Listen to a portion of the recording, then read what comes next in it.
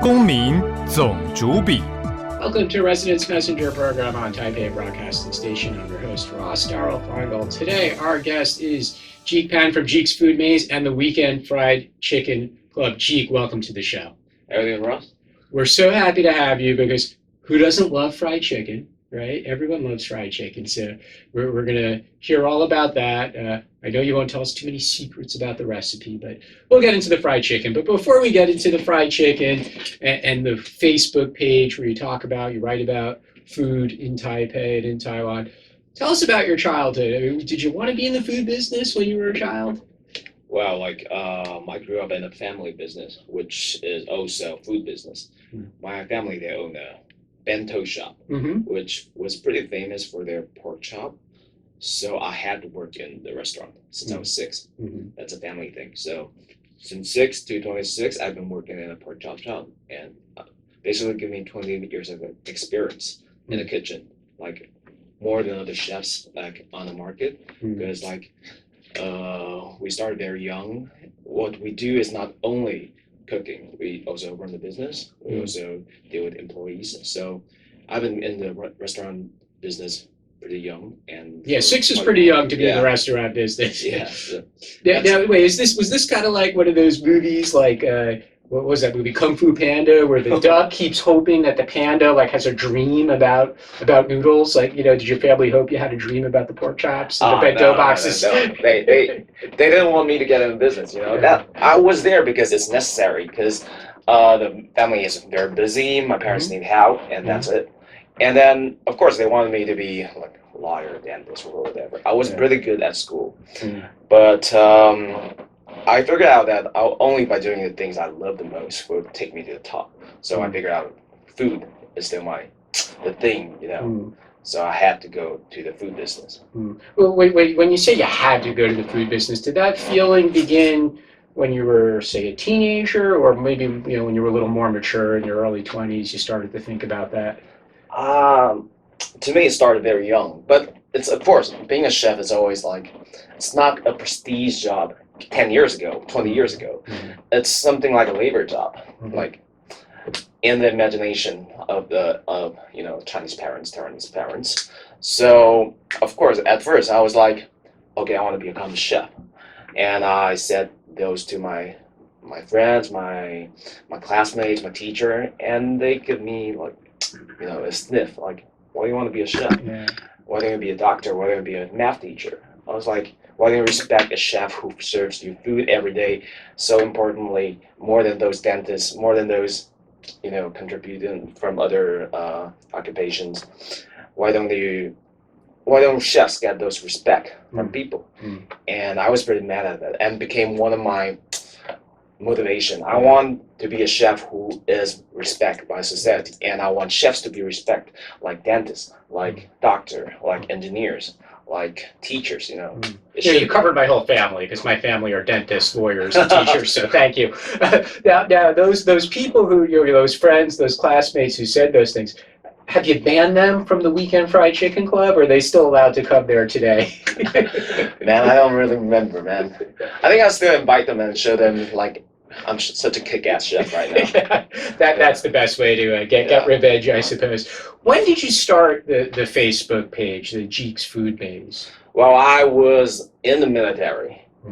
And, Taiwanese military, it's boring. And I was just going to ask you, because you said you were in the military, I was going to say, so you had a lot of time on your hands. I had a lot of time.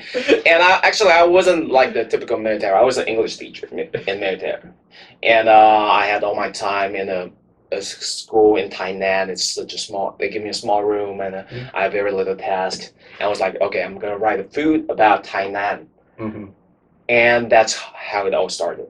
And I basically just documented what I saw and what I ate and give them some comments, and then but with a chef's perspective. I thought that would be very different, because everyone, like bloggers in Taiwan, they don't critic things. They always think, oh, this is cool, this is new, and everything is cool and new, and everything is the same.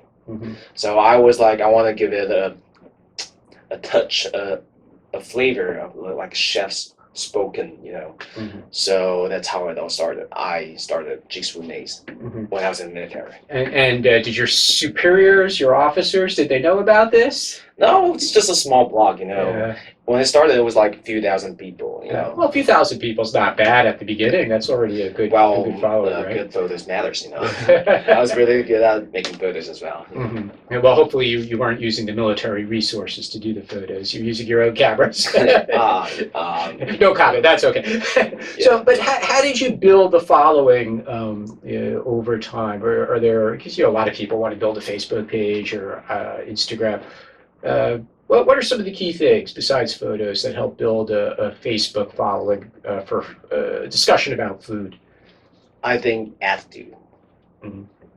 There's a lot of good photographers or good chefs or whatever, but how do you present yourself your own way or uniquely? So that's the thing that stands out or makes you save you so much time, And what about in the food space specifically? Because Taiwanese love to eat food. There's lots of when I first came to Taiwan millions of years ago, because there were a lot of TV shows about food. But of course, with the rise of the internet and social media, now there's not just TV shows, but a lot of websites and Instagram and other social media talking about food.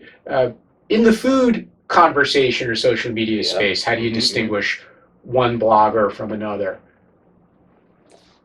I think, recently, now I reckon there's a lot of people putting food content on social media. They don't even have a blog because you have Facebook, you have Instagram, you have followers. I would reckon one of the one I came to most is insiders. To me, I own a restaurant. I'm a chef. I know a lot of chefs. So we have a mutual, group. We have a group that everyone knows each other, and we call them insiders. The insiders are not in the restaurant business. They are probably consumers that they're so familiar with everyone that we all become friends. So these kind of insiders, they rise a lot. Recently, they kind of came to the market, and then they kind of replace the bloggers. They don't write a lot of blogs. They don't write a lot of words. They just go and take picture and they talk to chefs or talk to restaurateurs, and they find out interesting stories. So, would you call yourself a food social media influencer in Taiwan? Yes, I would, but I would rather be called chef because that's what I do. So you wouldn't even want to be called somebody who just loves to share the knowledge of food. You want to be known as the chef. I mean, I could share the knowledge as a chef as well. And for the insiders or chefs who do have an active social media following, can they really influence where people eat or what they eat in Taiwan? Definitely, because when I was in Tainan, even when I was just a few thousand followers, when I write a blog, when I post a picture about one particular food, and it could be something like a street stall. Just a street stall, and 1 year later you go back, it's gonna be a whole new restaurant. They open two more restaurants because we posted a few pictures, and that's definitely very good for a business. And so people really read it, and they really go and follow the suggestions of if they respect the views of yes, of course. It's like wearing cloth. It's like music. Everyone have their own taste or something, and they keen to things they like, and you just need to give them the right riff, the right hook. It's like music, and then they will just humming their song alongside, and then they'll just keep going back to the same restaurant or the restaurant that you eat, and they reckon that you're a good recommender for eating. Is the ability to do that different, say, in Taipei versus Kaohsiung or Taichung, or when somebody who has a large following like you recommends a place in Taipei or Taichung or Tainan, the effect on the residents and the people who are going to go there and eat, it's the same? Or are people in Taipei more picky, for example? They call it the Tianlongguo, higher standards.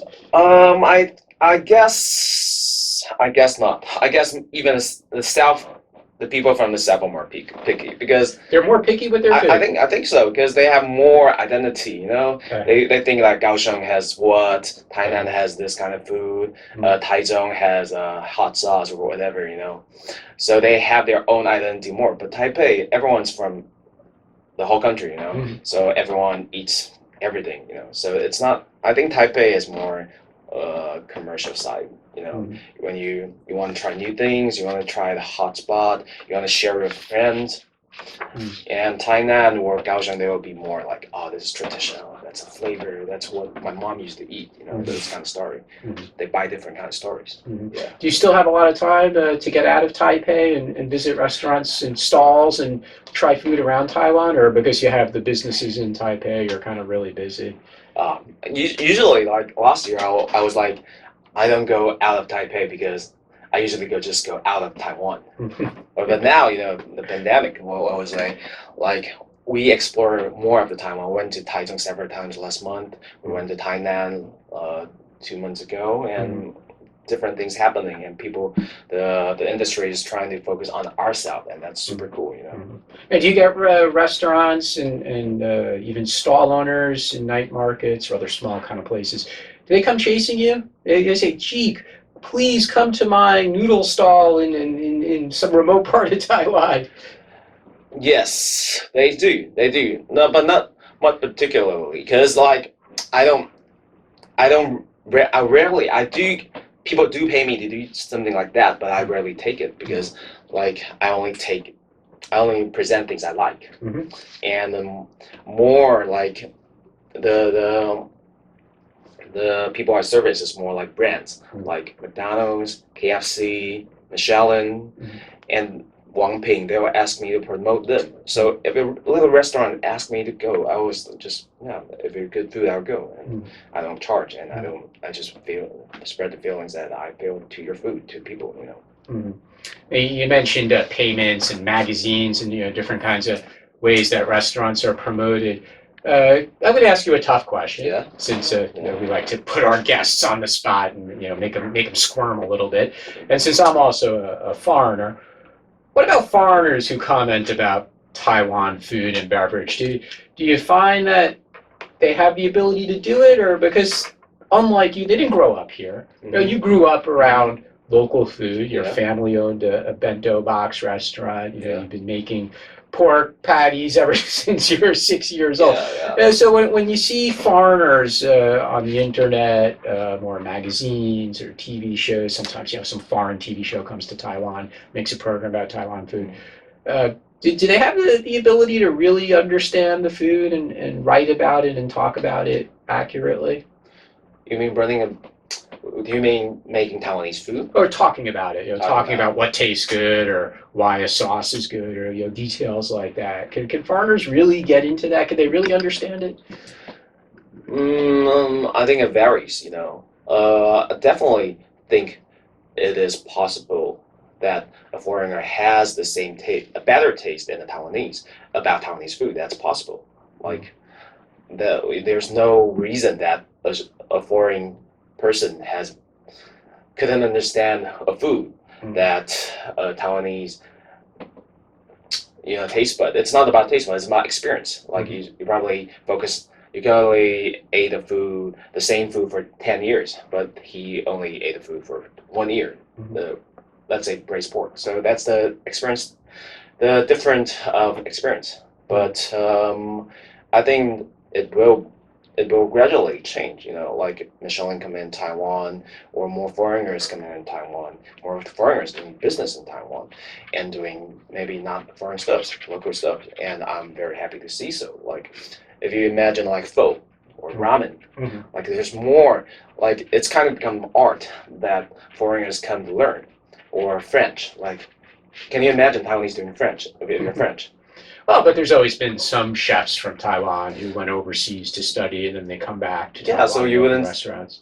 You would say that's quite authentic French if they're well trained, right? Yeah, well, if they went to a famous cooking school or studied under a older, more experienced So why chef. couldn't a French guy come to Taiwan and do the same thing? Well, that's an excellent question. I guess for the Western cuisines, we're used to chefs from all over the world coming to America or Paris to study those cuisines. It's a little unusual, foreigners coming to Taiwan and really mastering how to cook, some of the locals. But I've never met a foreigner who could really make a good sticky tofu. That's kind of hard. You see, there you go. I get that. Wow. Okay.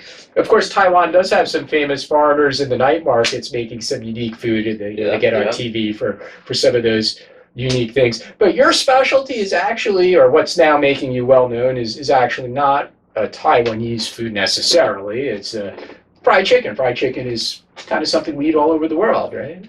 You're right. Exactly. You're exactly right. Because to me, fried chicken, the way I view it, it's also with Taiwanese taste. Yin ji. It's kind of like a Taiwanese street food. It's a Taiwanese fried chicken. It's kind of like small pieces of the chicken. But if you generally view the food, fried chicken, you can imagine that fried chicken should be, and it could be, the most popular food in the world. You imagine that you go to India, you go to Africa, you don't get fried. You go to the middle of America, right? The people are eating fried chicken. You go to, I don't know, Madagascar. There's not going to be a lot of burgers or chips or pizza, but every mother, they know what to do. Just put the chicken into the oil, and that's fried chicken. So if you imagine that, like fried chicken is the easiest protein you can get. Frying is the easiest cooking method you can do.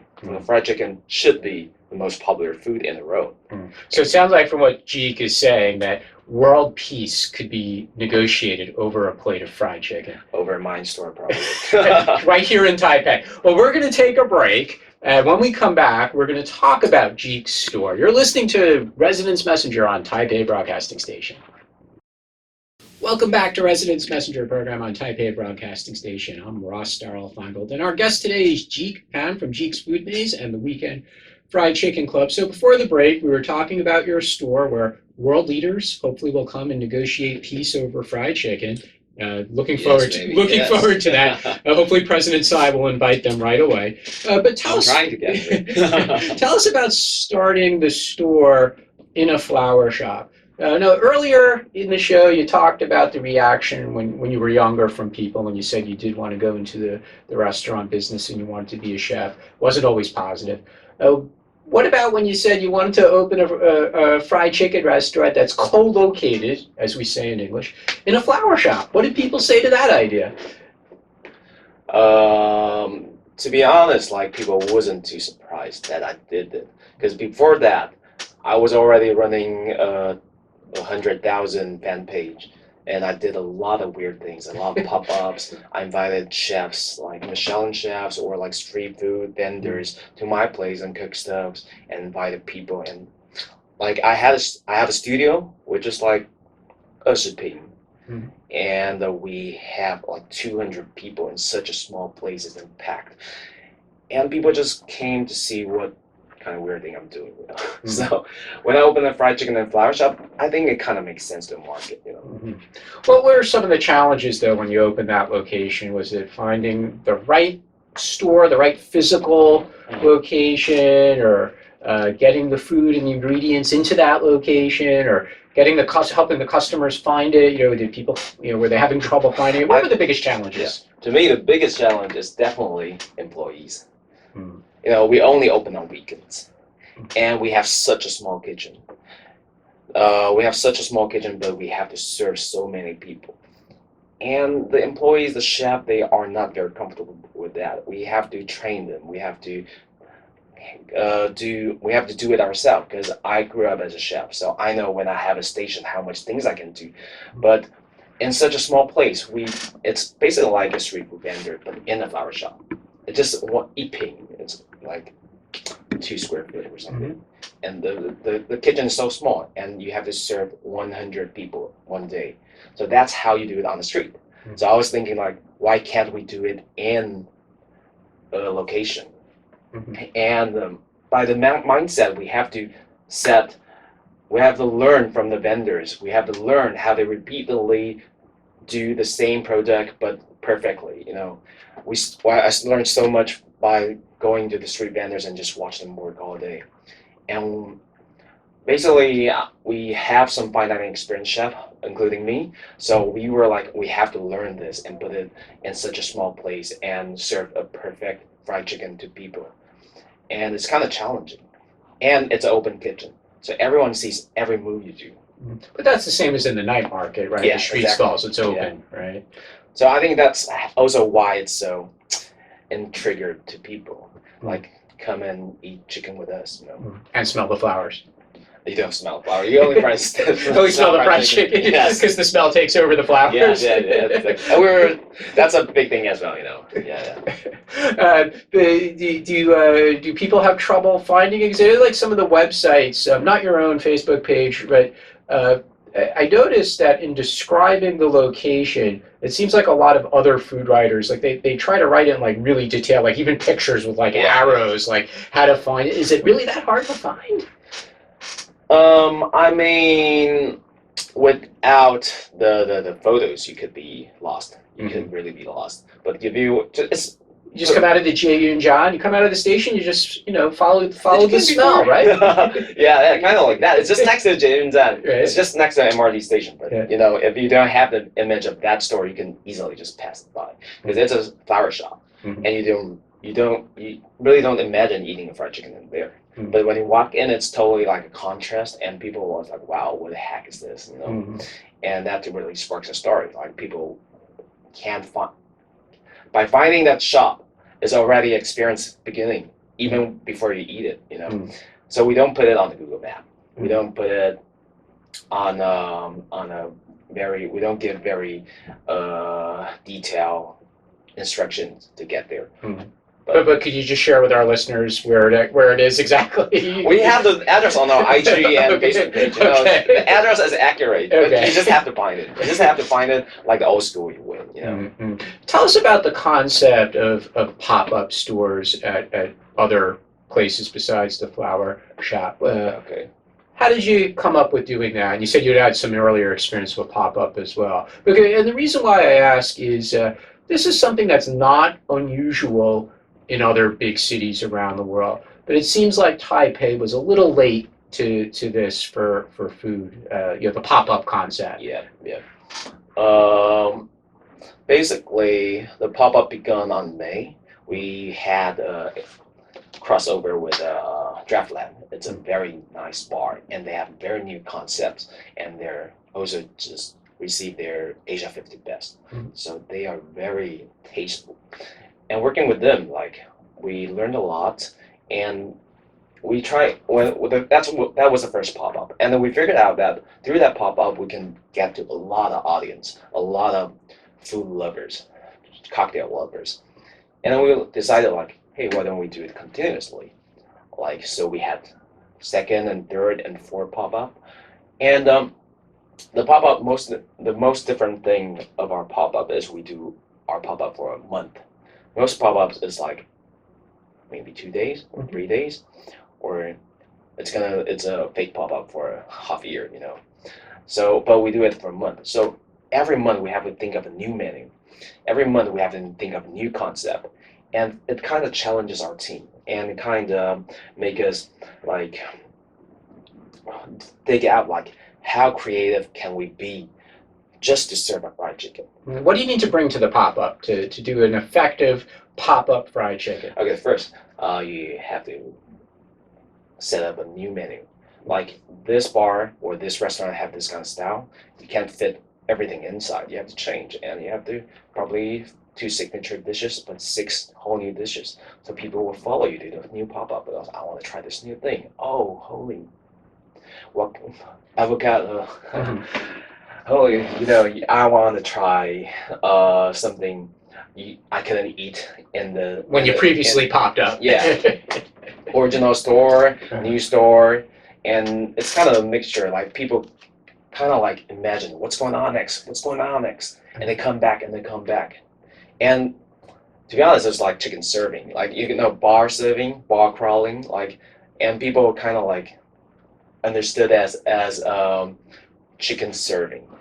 Like we take people to other bars or other restaurants, and the people we work with are very good restaurants and bars.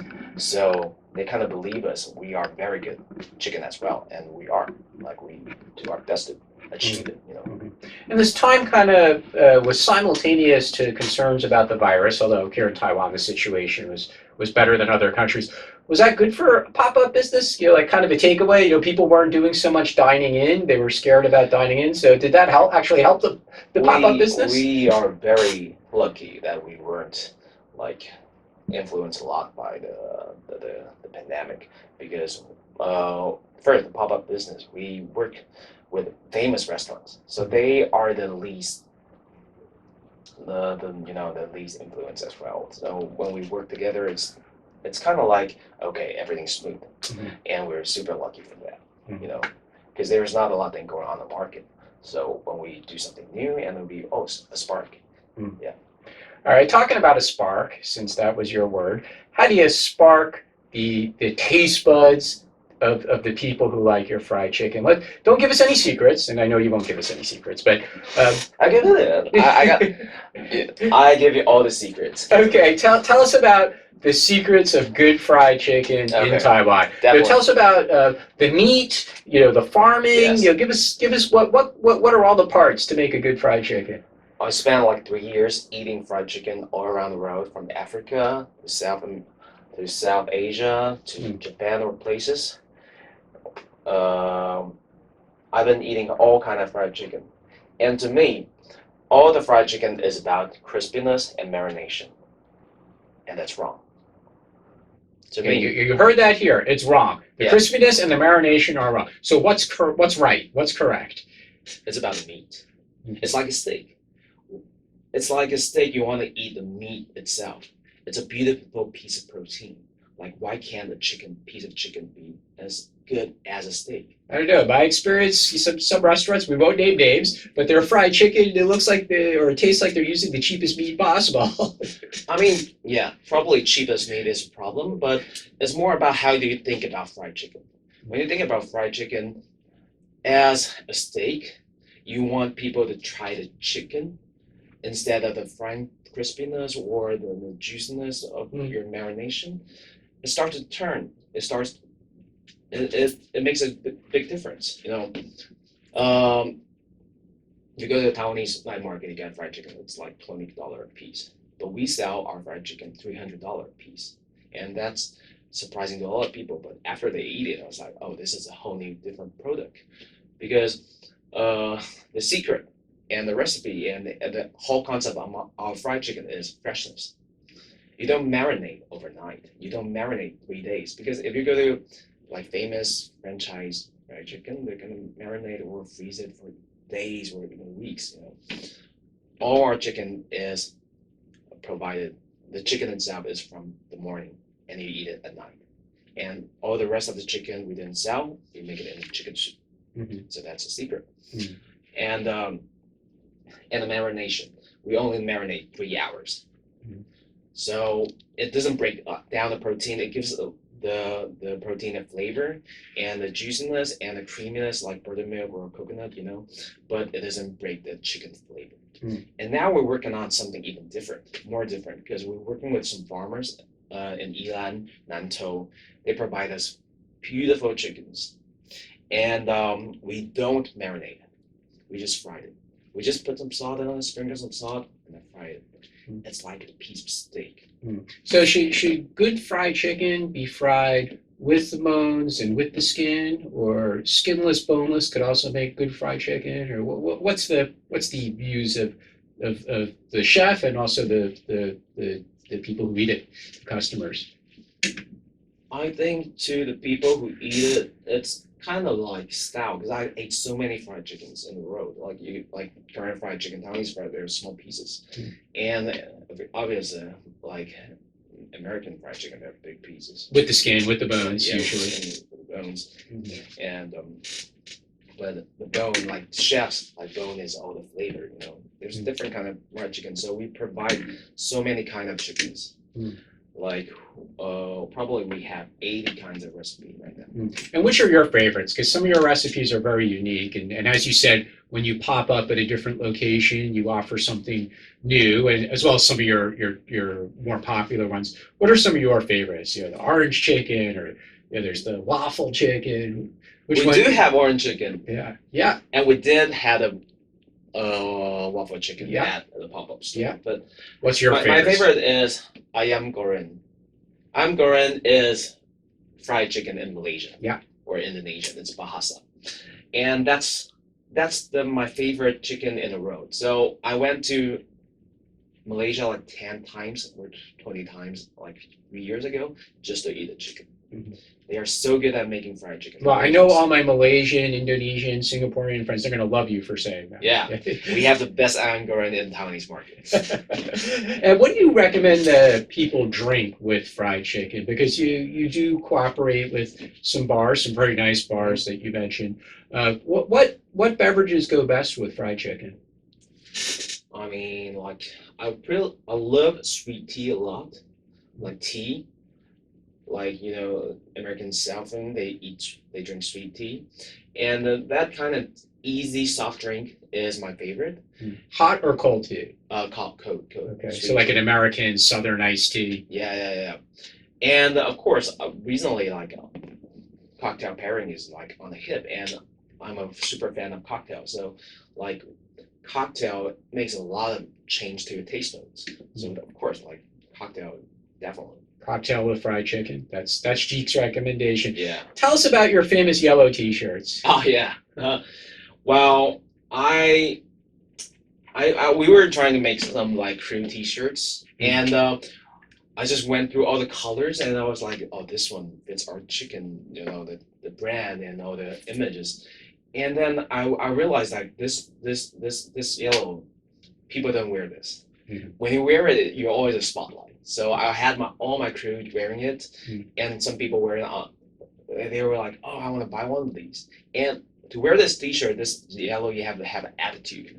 If you So you mean you won't sell it to anyone? They got to prove they have an attitude before you sell it to them? No. I mean, we do sell it. We do sell it because Okay. it's so popular. Like people just keep requesting. But I was like, the thing, why is the T-shirt famous? It's just a regular T-shirt. It's because of color. You have to have attitude to wear this kind of color on the street, And on the front it says, I love fried chicken. And on the back, what's on the back?